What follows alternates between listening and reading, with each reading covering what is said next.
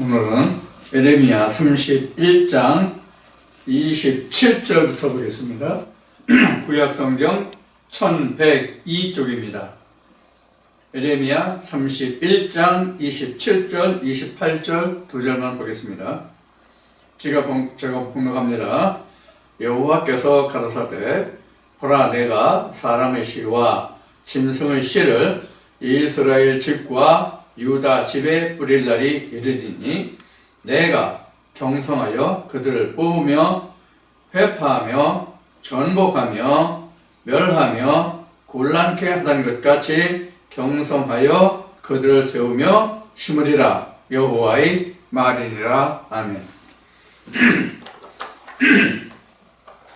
한 주간도 편안히 계셨습니까? 오늘은 12월 첫 주입니다.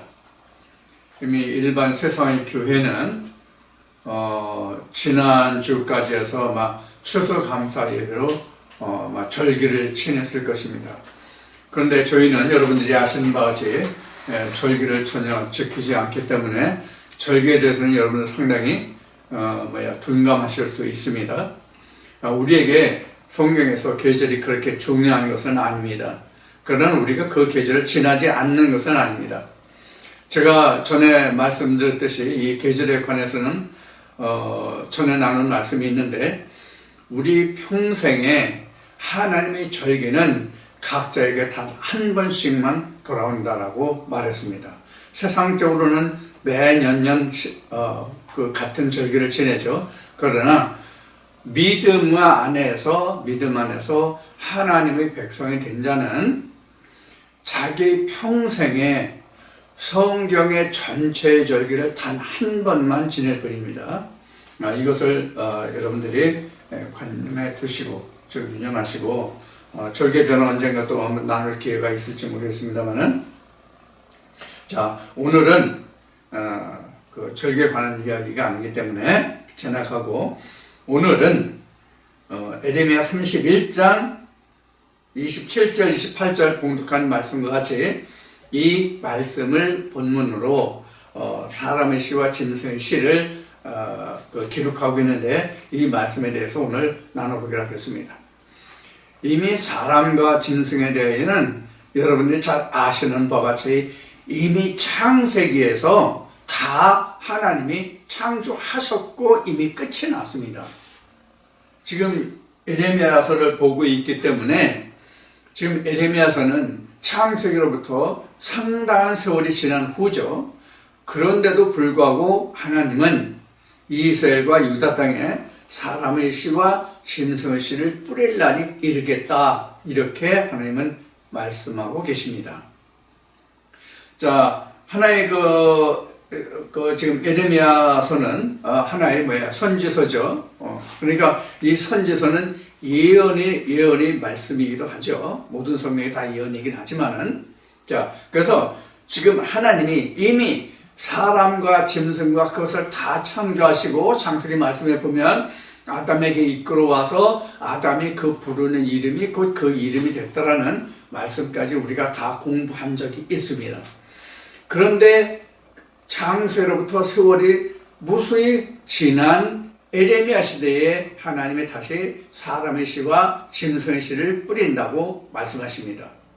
뿌린다고라기보다는 뿌릴 것이라고, 그런 날이 이를 것이라고 예언의 말씀을 하고 계십니다. 그러면 하나님이 다시 그럼 사람과 짐승을 다시 짓겠다는 말이 되잖아요. 이 말씀으로 놓고 보면, 그럼 이러한 것은 어떤 것을 의미하고 있는가 하는 것을 오늘 에레미야 31장의 말씀을 통해서 함께 나눠보려고 합니다. 자, 그래서 오늘은 에레미야 31장 27절, 28절에 기록된 말씀의 본문을 쫓아서 사람의 시와 짐승의 시를 한번 살펴보겠습니다.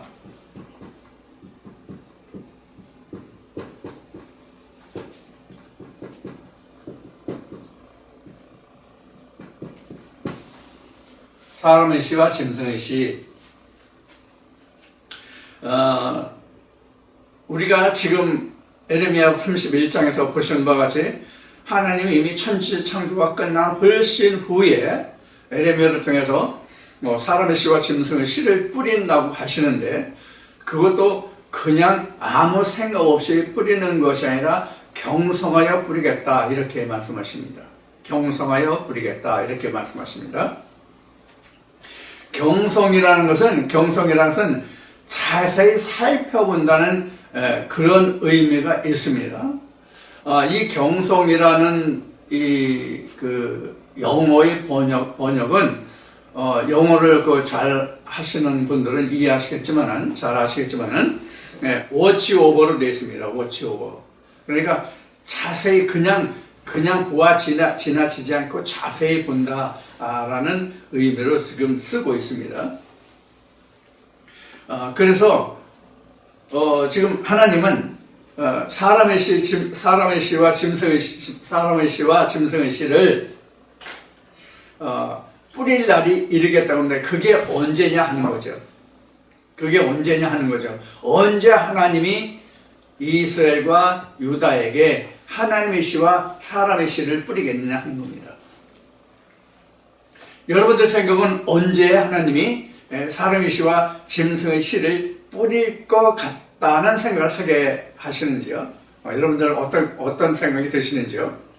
이것은 우리가 이런 말씀을 볼 때 우리가 어떤 말씀을 우리가 연관 지으면, 어떤 말씀을 우리가 떠올리면 이 말씀이 풀어질 수 있겠는가를 먼저 생각하시면 되겠죠. 자, 여러분들, 하나님이 아브라함에게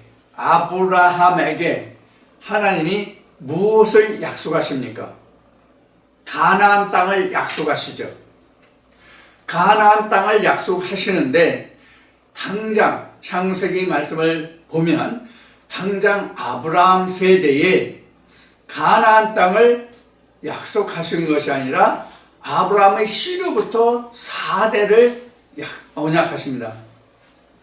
그래서 그 가나안 땅을 아브라함에게 언약하실 때 하나님이 아브라함에게 들려주신 말씀이 뭡니까?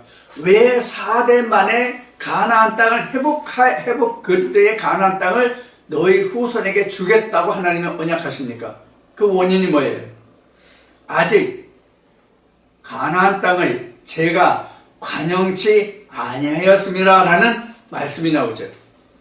그러니까 아직 가나안 땅을 너희에게 줄 때가 안 됐다 그 얘기입니다. 그러니까 가나안이 아직은 죄로 완전히 아주 죄로 관통할 수 있을 정도로, 죄가 가득 찰 정도로는 되지 않았다 그런 뜻입니다. 그 관영이라는 뜻은 가득히 찼다 하는 뜻입니다. 가득히 찼다 하는 뜻이에요. 그래서 죄가 가득 차지 않았기 때문에 그때까지는 내가 가나안 땅을 얻지 못할 것이다 그런 얘기예요. 그러니까 아직 가나안 땅을 하나님이 심판할 수 있는 그런 지경까지 이르지 않았기 때문에 그 가나안 땅을 너에게 줄 때가 안 됐다 하는 그런 이야기가 되죠. 그것이 자그마치 400여 년이라는 세월이 흘러가죠. 이것은 우리가 성경적으로 영적으로 상당히 우리가 공부하고 따져볼 내용들이 많이 있습니다. 그러나 지금은 그러한 시간이 아니기 때문에 그걸 따져보는 것이 아니라 가나안 땅을 아브라함에게 약속하시면서 왜 그때까지 기다려야 했는지를 하나님이 말씀하고 계시는데, 그 뜻이 무엇인지를 우리는 알아보면 되겠습니다. 그러니까 지금 에레미야 31장 27절 28절을 보면, 특히 28절에 보면 경성하여 그들 뽑으며 회파하며 전복하며 멸하며 곤란케 하던 것 같이 이렇게 기록이 되어 있잖아요. 이 모든 말씀이 다 그 의미가 하나로 관통됩니다. 어떤 것으로 관통이 되냐면 회파한다, 파멸한다 그런 뜻으로 관통이 됩니다. 그러면 하나님이 이와 같이 모든 것을 회파해서 멸하시는 뜻이 무엇입니까?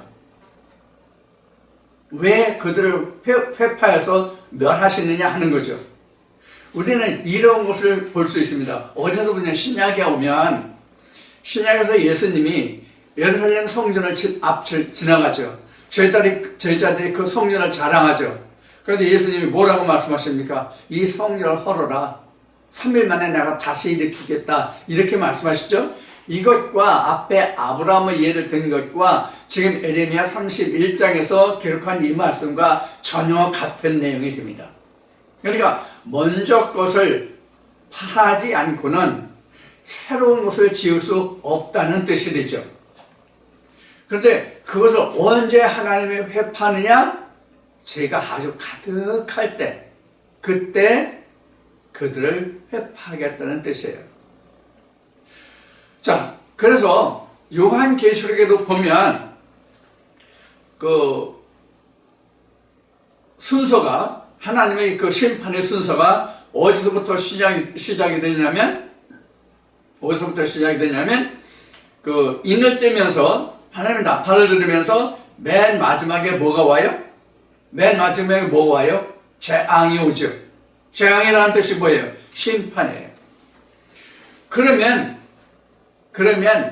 가나안 땅이라든가 또 성전이라든가 이런 그 죄악이 관영했다의 의미는 무엇이냐?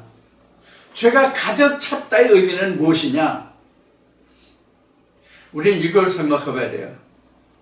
그래서 우리가 일반적으로 죄가 가득하다는 뜻을 우리가 생각할 때 죄를 짓고 쌓고 해서 죄가 한없이 많아졌다 하는 그런 뜻으로 우리가 이해를 할 수 있거든요. 얼핏 생각에 그런 뜻으로 생각할 수 있거든요. 그런데 죄가 관영하다는 것을 우리가 뒤집어서 거꾸로 이것을 생각해 보면 어떤 의미가 있느냐 하면 이런 뜻이 들어있어요. 어떤 것이냐면 철이 들었다, 장성했다, 자랐다, 알았다, 깨달았다, 배웠다, 이런 뜻이 될 수 있어요. 왜 그런가 하면 이스라엘 백성들이 그 영적인 수준이 어릴 때에는 하나님 앞에 자기들의 죄가 무엇인지를 알지 못하잖아요. 우리도 마찬가지잖아요. 우리도 마찬가지란 말이에요. 그러다가 차츰 우리가 차츰 자라면서 우리가 무엇을 깨닫게 돼요? 내가 어떤 존재라는 것을 알게 되죠. 철이 들고 배우면서 모든 것을 알게 될 때에 인간이 자기가 무엇인지를 자꾸 깨달아고 알게 되죠. 터득하게 되죠. 세상도 그러하고 성경도 그러합니다. 그래서 하나님 안에서 내가 양육을 받아가면서 하나님 안에서 하나님 말씀으로 성령이 교회에 들어가시는 말씀으로 내가 양육을 받아가면서 내가 하나님 앞에 자꾸 드러나는 그런 단계가 되죠. 그런 절차를 밟게 되죠. 자의적이든 타의적이든 자기가 깨닫든 못 깨닫든 어느 경점에 이르면 자기가 어떤 존재라는 것이 드러나게 되잖아요. 하나님 앞에. 하나님 말씀으로 양육을 받다 보면. 자, 그러면 죄가 관영했다는 뜻은 바로 뭐냐면 하나님이 내 앞에 와 계셔서 내 안에 와 계셔서 나를 들여다볼 수 있게 했다는 뜻이에요. 무슨 뜻인지 이해하셨어요? 제가 지금 말씀드린 뜻이 무엇인지 이해하셨냐고요.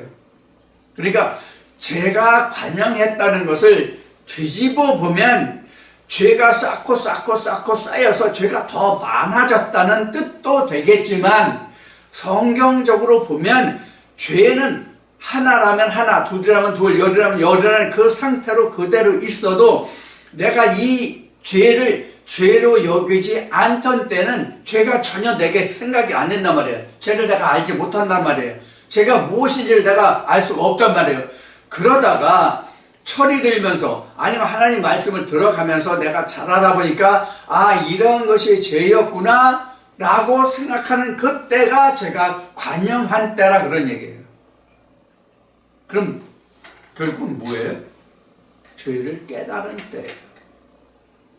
죄를 깨달은 때예요.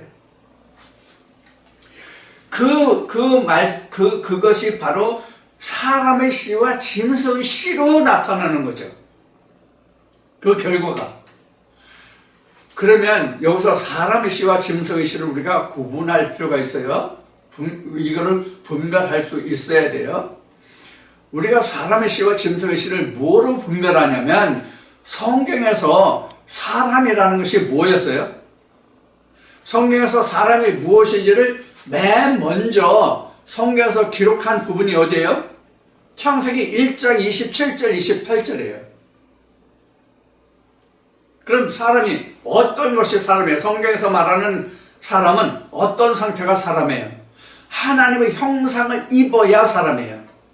성경에서는 사람이라는 것이 하나님의 형상을 입은 자가 사람이에요. 그러니까 성경에서 말하는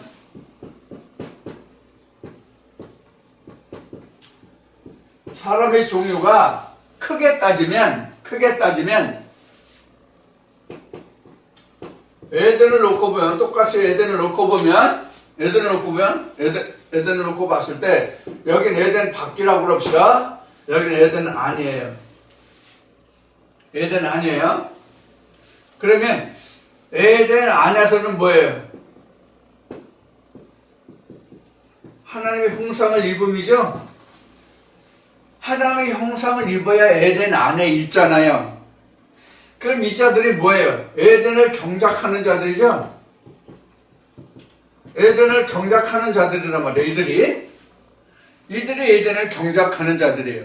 이것이 성경에서 말하는 사람이에요. 이게 창세기 지금 말한 27장에 우리 형상대로 사람을 짓잖아요. 남자 여자를 지었다는 거가 1장 27장 이렇게 성경에는 증거하고 있단 말이에요.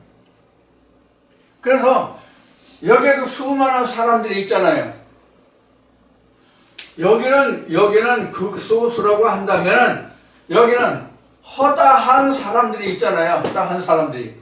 우리 사람의 눈으로 보았을 때 에덴 밖에는 허다한 사람들이 있잖아요. 여기는 극소수의 사람이 있고요. 그래서 성경에 보면 천국의 백성은 지극히 어린아이라도 여호와의 마지막 그때에는 지극히 어린아이라도 그 열매를 헤아릴 수 있다고 되어 있단 말이에요. 예수님도 신약에서 말씀하시기를 천국에 들어가고자 하는 자는 많으나 천국에 들어갈 수 있는 자는 극히 적다고 말씀하셨단 말이에요. 바로 그 자들이에요. 그러니까 죄라고 하는 것은 이쪽이죠. 내가 하나님 밖에 있을 때가 지금 그 죄죠.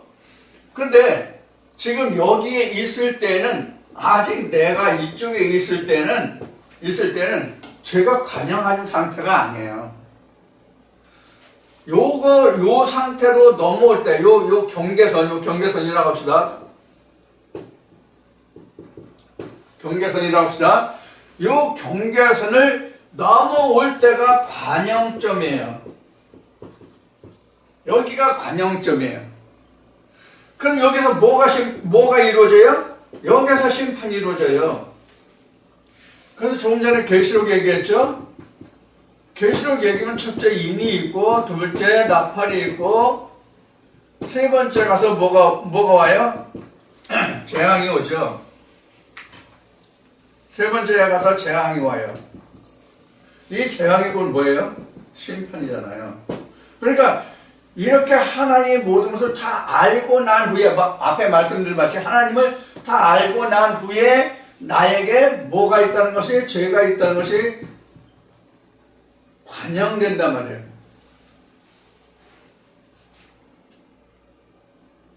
그 전에는 죄를 깨닫지 못하잖아요. 그래서 하나님이 인간에게 주신 법이 바로 율법이라는 거예요. 율법이 없으면 죄가 있어도 죄로 여기지 않기 때문에 하나님이 이런 것은 죄라고 정해 주신 거예요. 죄를 더하려고 하는 것이 아니라. 그러면 하나님을 알게 되고 난 후에야 그런 것이 죄구나 하는 것을 알게 되잖아요. 이런 뜻이에요.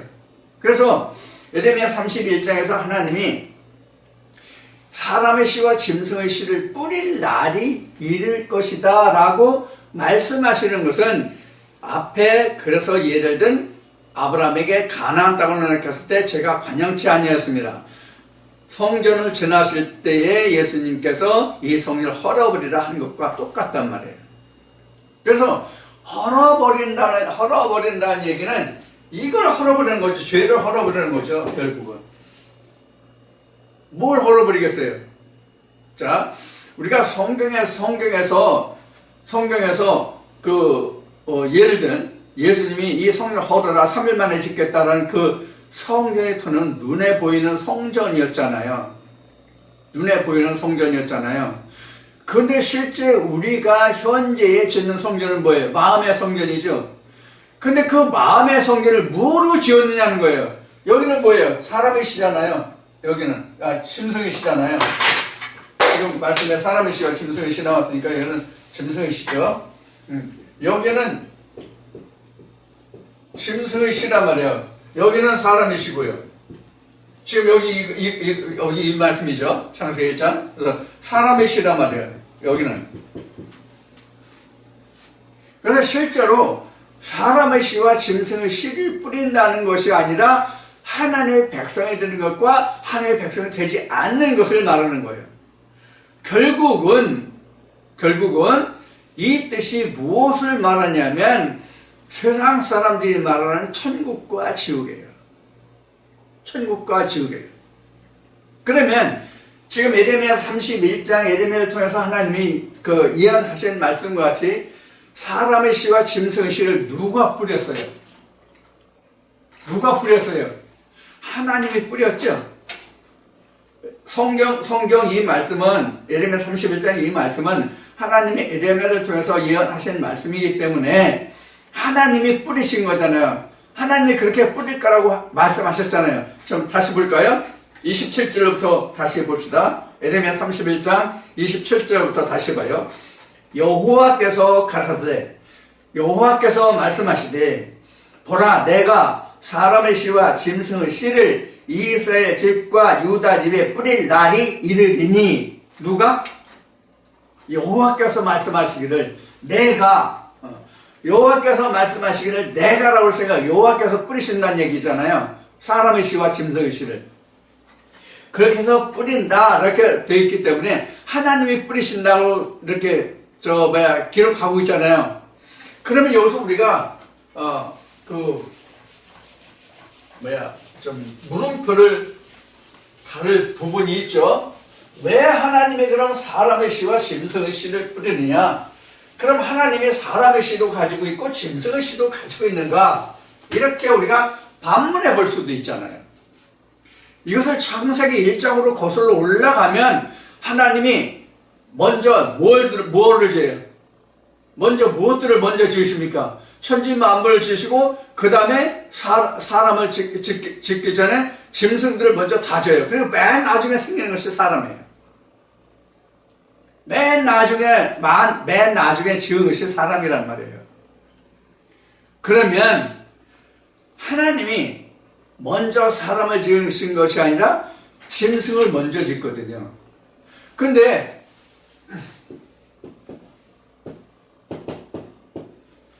창세기 1장 27절이 맞나? 다시 한번 확인해.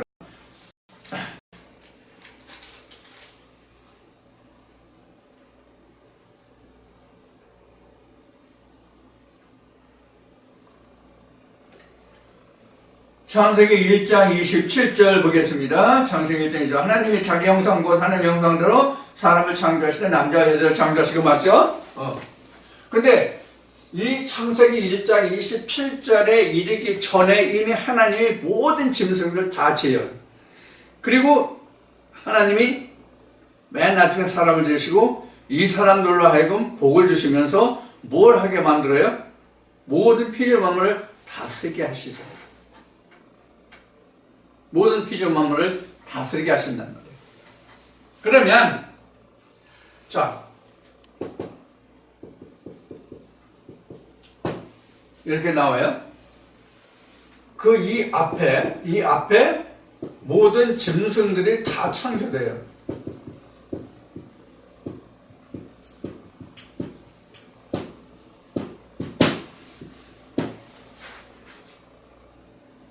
그래서 앞에 말씀드린 바와 같이 이미 다 천지창조가 끝났잖아요.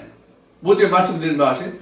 그런데 지금 예레미야 31장에 와서 다시 사람을 짓는다라고 지금 하나님이 말씀하시잖아요.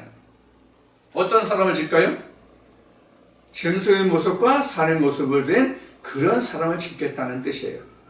이걸 우리가 이해하려면 로마서에 가면 그리스도의 그 씨가 없으면 그리스도로 함께 하지만 그리스도의 사람이 아니라는 말씀이 나오죠. 그렇죠? 자, 그것과 마찬가지로 우리가 연관해서 생각하시면 돼요.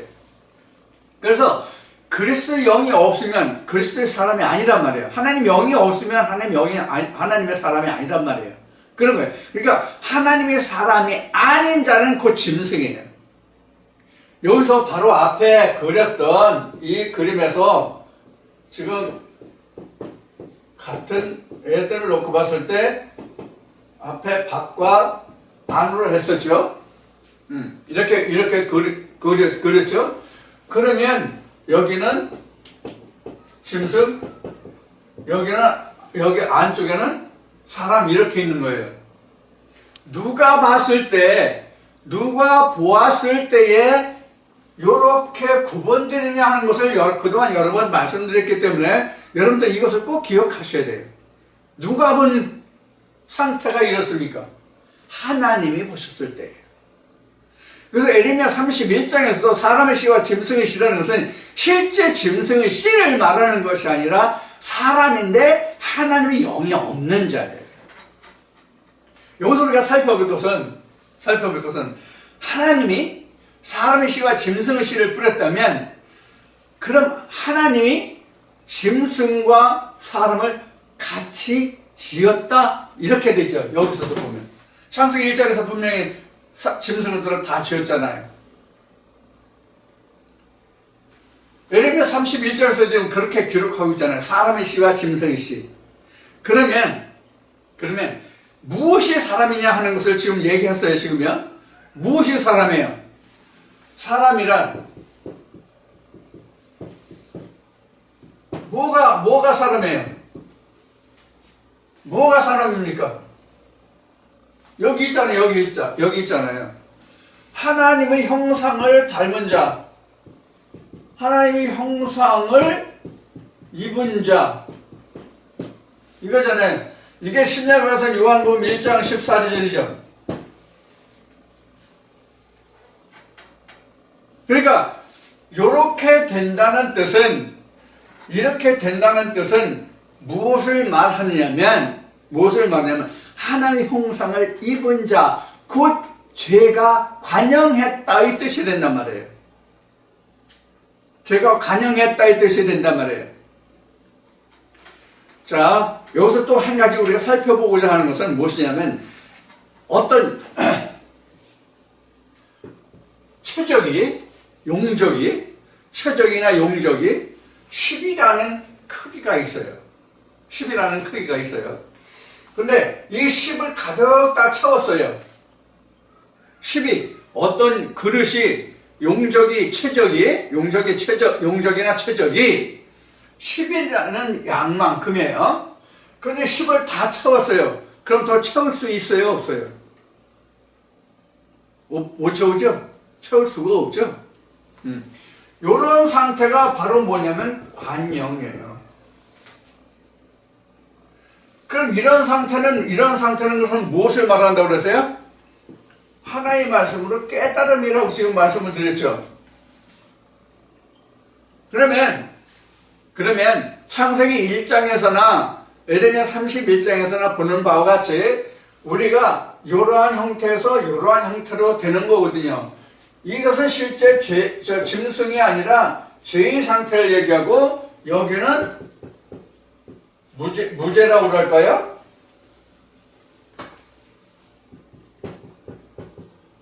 무죄라고 할 거야? 아니면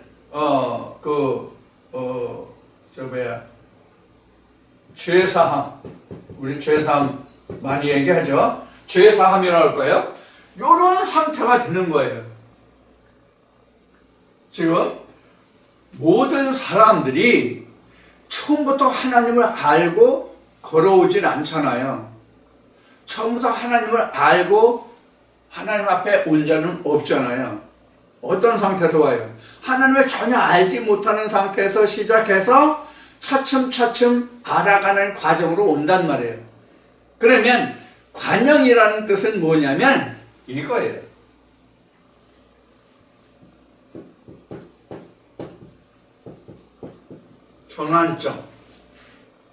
전환점이 관영이에요. 그러니까 죄가 어느 때가 가장 커요? 내가 죄를 죄로 깨달았을 때가 가장 큰 거예요. 그때가 죄가 끝이에요. 그것이 죄라는 것을 알면 어떻게 돼요? 거기서 일단은 스톱하게 돼요. 정지하게 돼요. 정지하게 된다고요. 제가 이 이상 내가 더 넘어서면 안 돼. 이 이상을 내가 지나가면 안 돼. 넘치면 안 돼. 지나가면 안 돼. 이렇게 생각하는 그 상태가 관영이에요. 그럼 하나님 안에서 내가 이것을 깨달았을 때 내가 그 선을 초월하지 않는, 넘어가지 않는 그것을 우리는 관영이라고 얘기해요.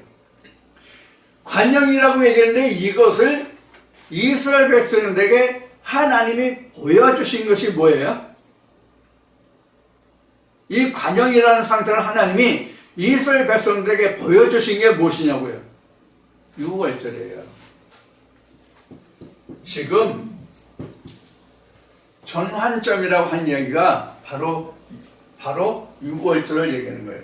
그럼 전환점이라는 것은 여기 그렇게 돼서 죄의 상태에서 무죄의 상태, 죄3의 상태로 돌아오는 거잖아요. 그래서 하나님이 이렇게 말씀하잖아요. 보라, 옛것이 변하여 새것이 되었도다. 새하늘과 새 땅이 되었도다 라고 계시록에 기록하고 있는데 바로 이 상태를 말하는 거예요. 그래서 보라, 옛것은 다 지나갔다. 이렇게 성경이 기록하고 있는 거죠. 자, 그래서 관영했다는 뜻은 바로 전환점을 말하는데 그것이 6월절이에요. 그럼 6월절에 오게 되면 변화되는 것들이 무엇이 있어요? 변화되는 것이 무엇이 있어요? 첫째, 6월절을 치르면 피가 있죠? 그 다음에 무교병이 있죠? 그 다음에 쓴 나무를 먹게 되죠? 여기 무교병 누룩이 없는 떡이요. 누룩이 없는 떡이 무교병이죠? 그래서 하나님의 예레미야를 통해서 사람의 씨와 짐승이라는 것은 무엇을 뜻하냐면 지금 이 말씀을 하면 그 무교병의 반대가 뭐였지? 유교병이잖아요. 그러니까 유교병을 먹으면 다 이것은 하나님의 씨가 안 된단 말이에요. 하나님의 씨가 안 되면 하나님의 사람이 아니죠. 그리스도의 사람, 하나님의 사람이 안 되죠. 그게 바로 짐승이에요. 그래서 사람의 씨와 짐승의 씨를 하나님이 여호와 하나님이 내가 유다와 이스라엘 땅에 뿌린다고 하셨는데 이것은 하나님이 뿌리신다는 뜻이 아니라 사람이 이것을 한단 말이에요. 우리는 이것을 우리가 잘 이해를 못해요. 분명히 성경은 하나님이 내가 사람의 씨와 짐승의 씨를 뿌린다고 성경은 기록하고 있는데 이것을 누가 하느냐 하는 거예요. 이것을 누가 하는 거예요? 누가 하느냐 하는 거예요.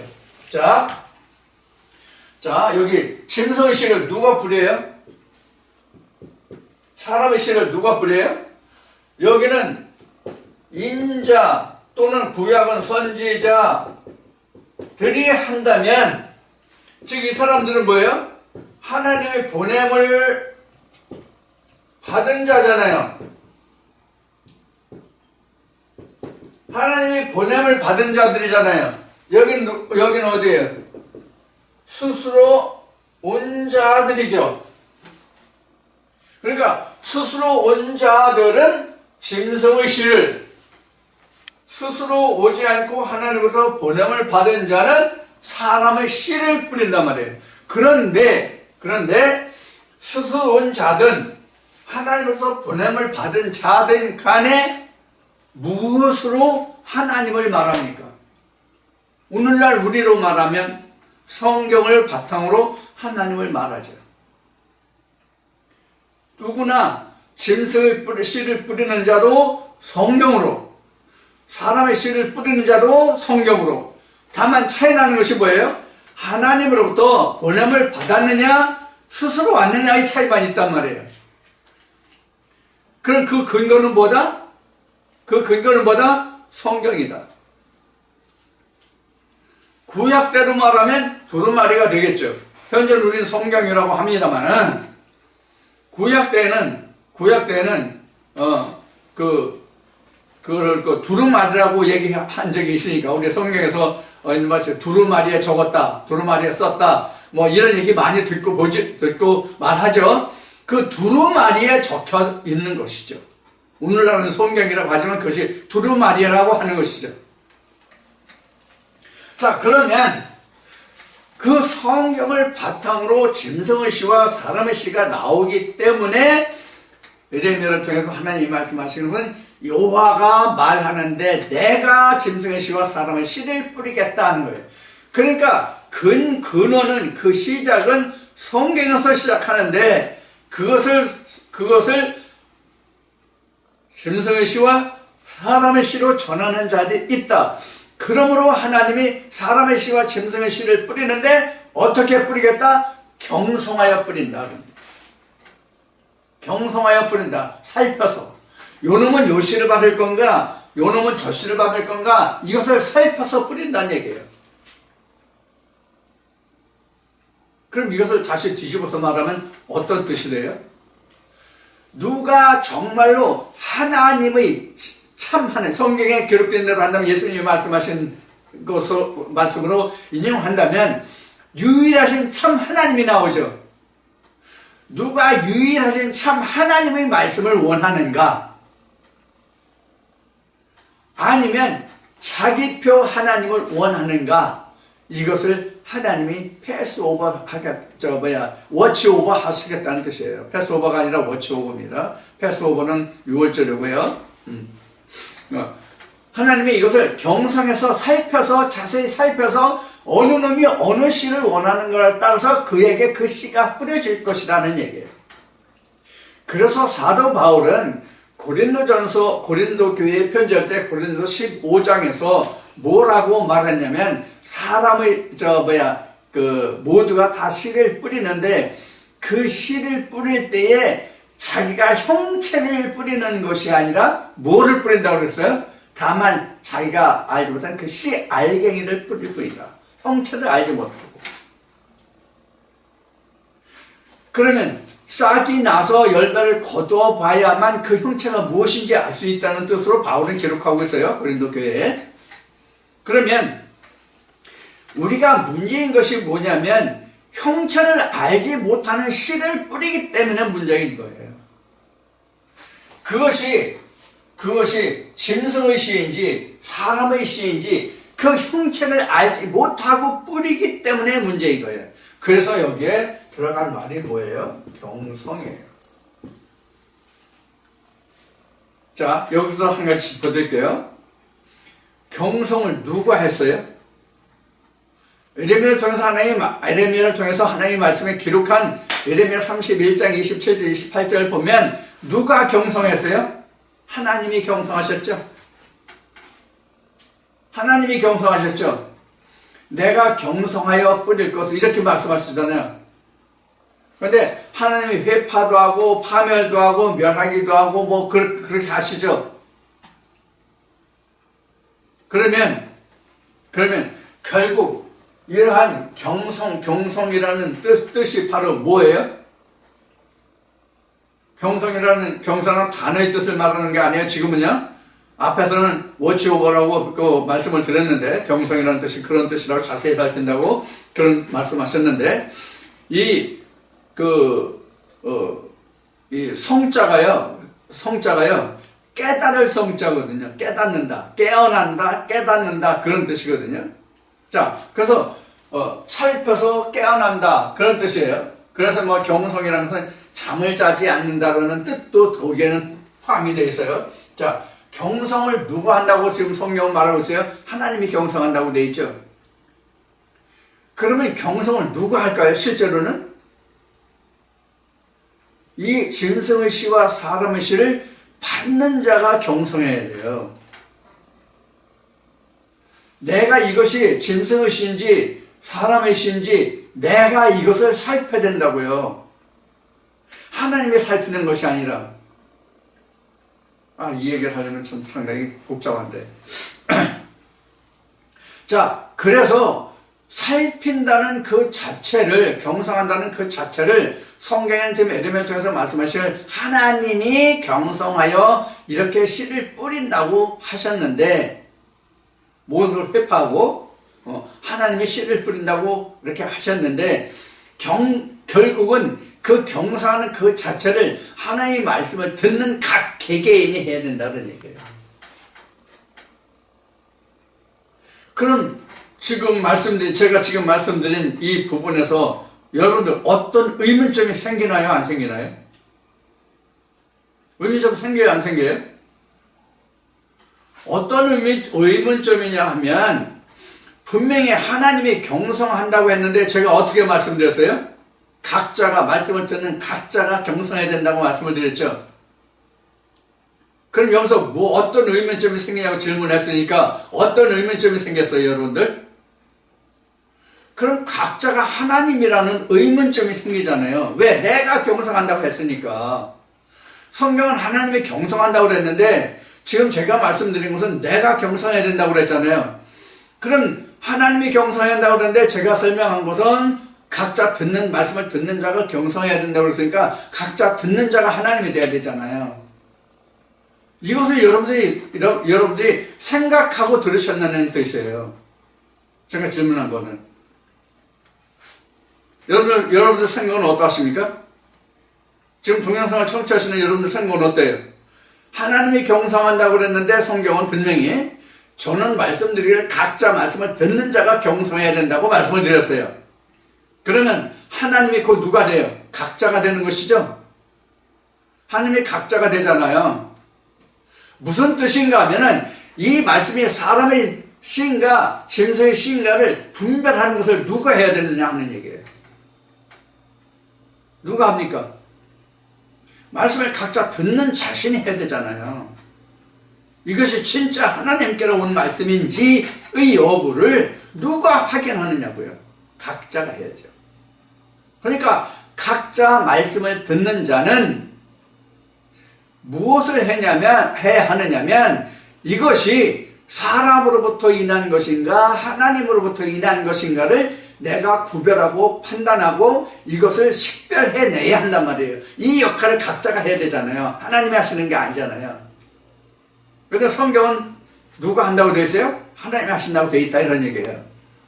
그런데 그 역할을 누가 해야 된다고 실상으로는 말씀을 듣는 각자가 해야 된다는 것을 지금 강조해서 반복해서 지금 말씀드리는 거예요. 여러 차례 반복해서. 그러면 하나님의 역할을 결국은 누가 하냐면 말씀을 듣는 각자가 해야 된다 그런 얘기예요.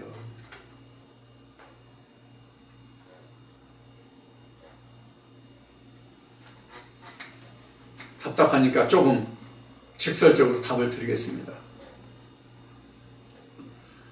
전에 사람이 예수라는 주제로 말씀을 드린 적이 있죠? 말씀을 나눈 적이 있죠? 그럼 예수가 누구의 아들이라고 말씀을 드렸어요? 예수가 누구의 아들이라고 말씀을 드렸어요? 각자의 아들이라고 말씀을 드렸잖아요. 각자의 아들이라고 말씀을 드렸잖아요. 그러니까 예수가 하나님의 아들이지만 결국은 각자의 아들이라고요. 오늘날 예수 누가 낳습니까?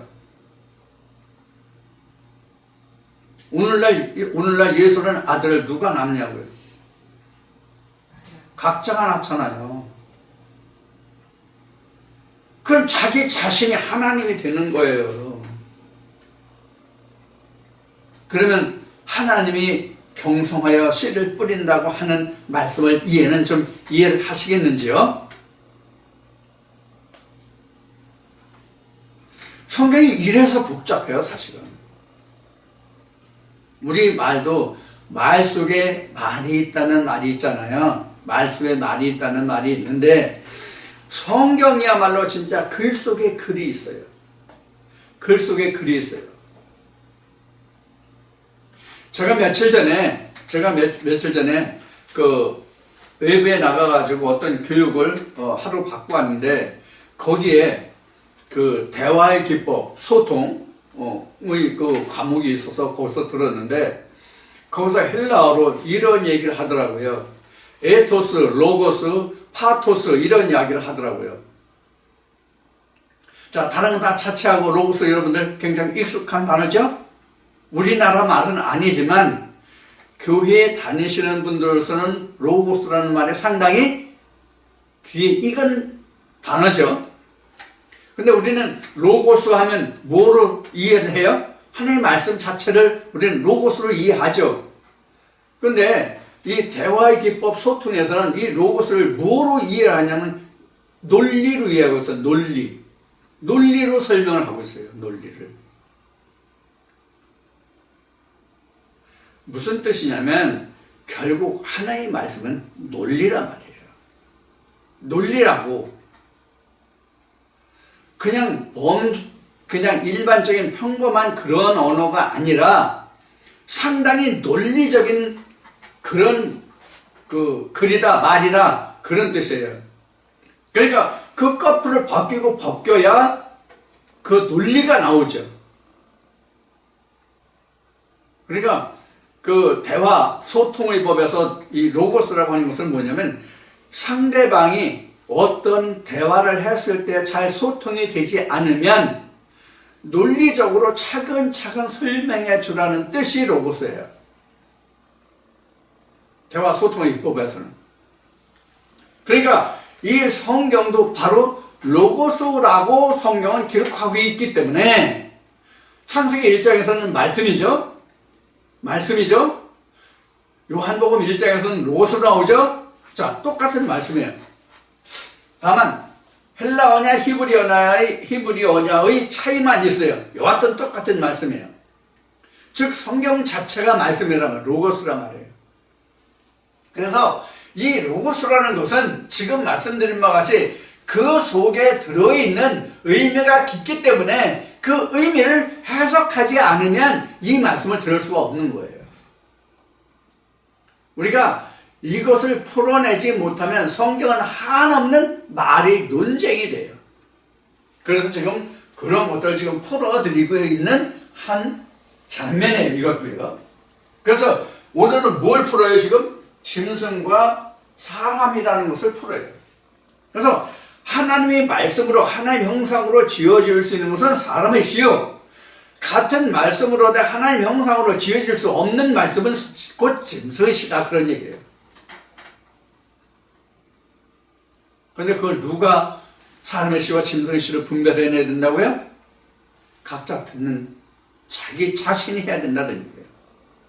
그래서 성경은 하나님이 다 하신다고 되어 있지만 그것을 뒤집어 얘기하면 하나님 역할을 하는 각자가 해야 된다. 이것이 오늘 저희가 여러분들에게 드리고자 하는 중요한 부분이에요.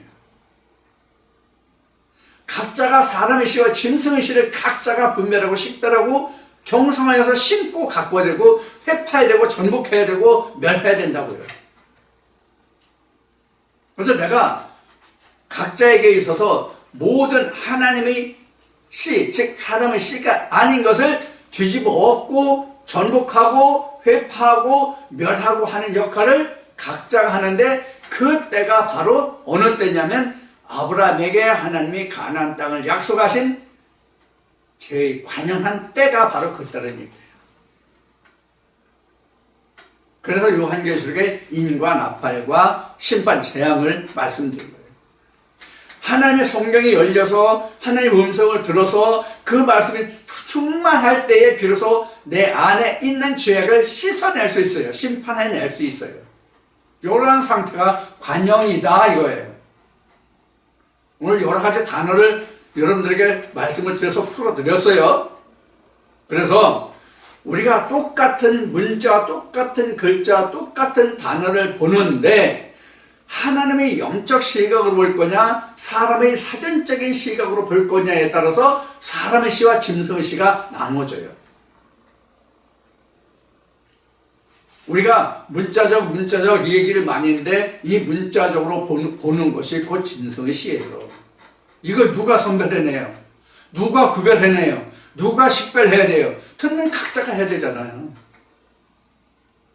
근데 에레미야를 통해서 하나님 말씀하시는 누가 한다고 그랬다? 누가 한다고 그랬다? 하나님이 하신다고 그랬다. 이것을 착각하지 말라는 말이에요.